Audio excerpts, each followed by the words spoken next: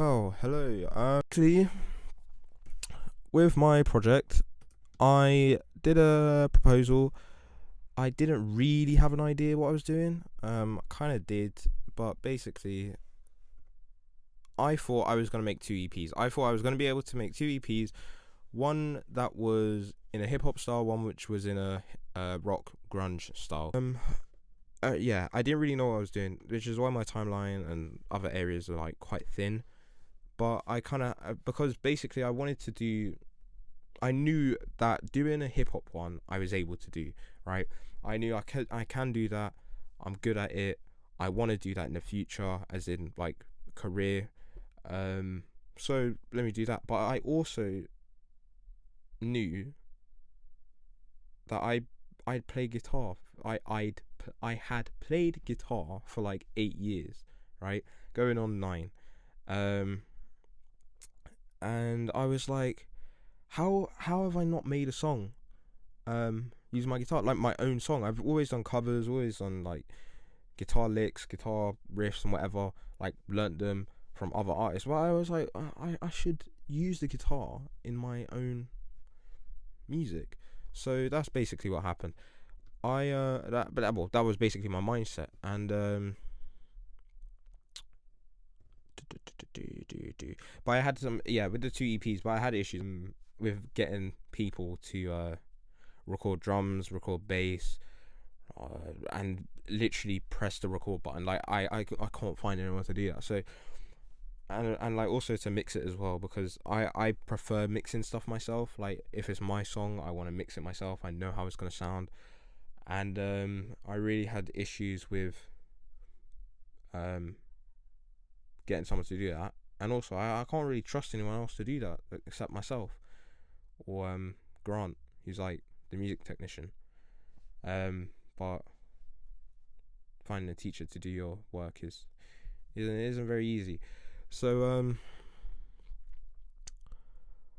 that was that. That's why I only did one. I managed to merge it into one. So I have guitar elements in my songs, and all the songs are over here in EP 2019. These are the wave files, all the ready to be uploaded, and the blue folders are where all this. I'm not gonna open it because I got the recording thing open, recording my voice. So yeah, that was that.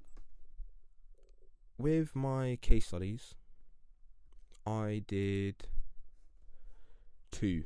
I've written here 3 to 5. Um, but basically the main focus is on two. Even if I do three, um, two are the main ones, because they relate to my project. They relate to the music I've made, and my as like me as like an artist, the producer. They relate these case studies are like perfectly in line with what I was aiming for. So the Migos, basically, Migos, huge group. They managed to gain a lot of success in a couple years. Um, and yeah, pretty much their sound kind of has influenced the hip hop instrumentals I'm making. Um, but like their artists, so they haven't actually done it. Like the instrumentals that they're rapping over are the instrumentals that are huge, are the instrumentals that everyone's using now. They're the ones that everyone's like, this sounds good, this is easy on the ears, so make music like this. um and yeah, pretty much I could do one on Metro Boomin, who was pretty much Migos' producer. They went to others, but he was like a big one that everyone knew. um and he's also done some with other big artists like Future, and that's all I can think of at the moment. But he's done a lot. Um, the second one is Aries. Well, I did Aries because, let's say here, he was a YouTuber. Who he's a producer and an artist. Basically, he made viral videos. So how 21 Savage's bank account was made in 2 minutes. how Lil Uzi Vert's EXO Tour Life was made in 2 minutes, and pretty much he yeah, he made these videos. They got millions of plays, millions of views, and at the end of his videos, he would say, "Oh, if you want to look at my own music, check out my SoundCloud, which is linked below." And loads of people would go and watch his videos. So they would click on his link, they would listen to it, and I was one of those, and I really liked his music. So that's where the guitar hip hop crossover inspiration comes in. Is, as you can see, Spotify says it's got 851,748 monthly listens. Now, for a YouTuber, like for an artist, yeah, not huge. Well, it is huge. Like, let's be real here. It is huge. I know some artists. Well, I've listened to some artists who don't have like anywhere near that. So it's huge. He released his debut album, which is what I talk about here, Welcome Home. He released it in April, so 2 months ago. And here's some critics reviewing it. I think this is way too low. One person rated it 89, well, 90, 89. I can't read. 96 out of 100, and I agree with that pretty much. A lot of people compare it to Juice WRLD, but I mean, it's not really like Juice WRLD, because Juice WRLD is more hip hop, like than like anti-pop than indie, and that's where Aries kind of fits in. Anti-pop hip hop, anti-pop hip hop and indie music. I try to recreate. I don't know if I put it on the EP, like any of these songs, but I did like try them in, as you can see, several attempts, and like in here I got loads, and yeah.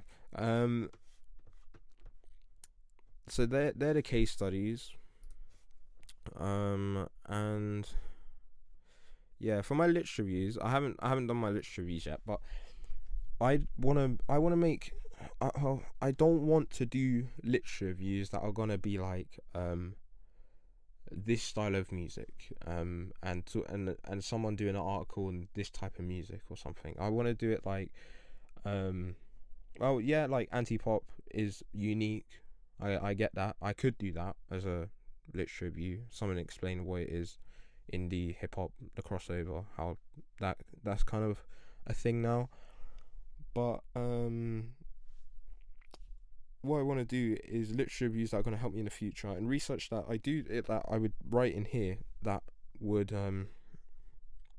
increase my knowledge, basically.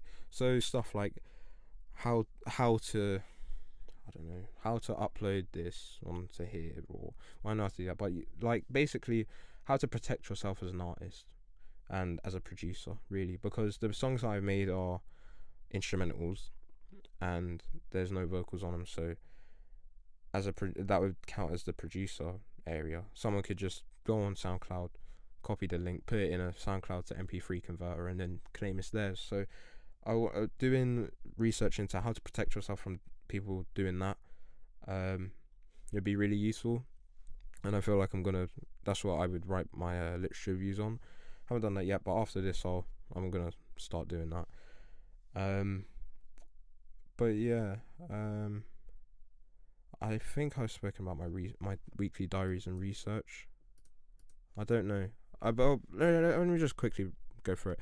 Basically, my weekly diaries and stuff, for a lot of it was just, well, I even all of it, like, it's just what I did in the week, because it is a weekly diary. But I never really related it back to my proposal, is what I'm trying to say, because we've got 2.5 minutes left. Really, it was because basically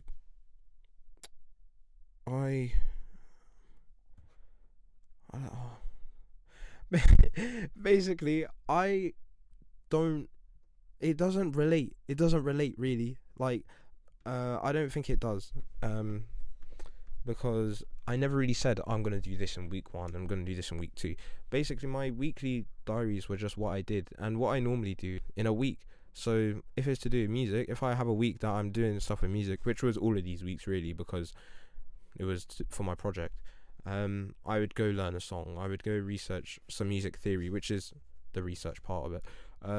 I'd go record a song, discover some new stuff. I've got my evidence here. This was a song that me and Josh made in the studio in college.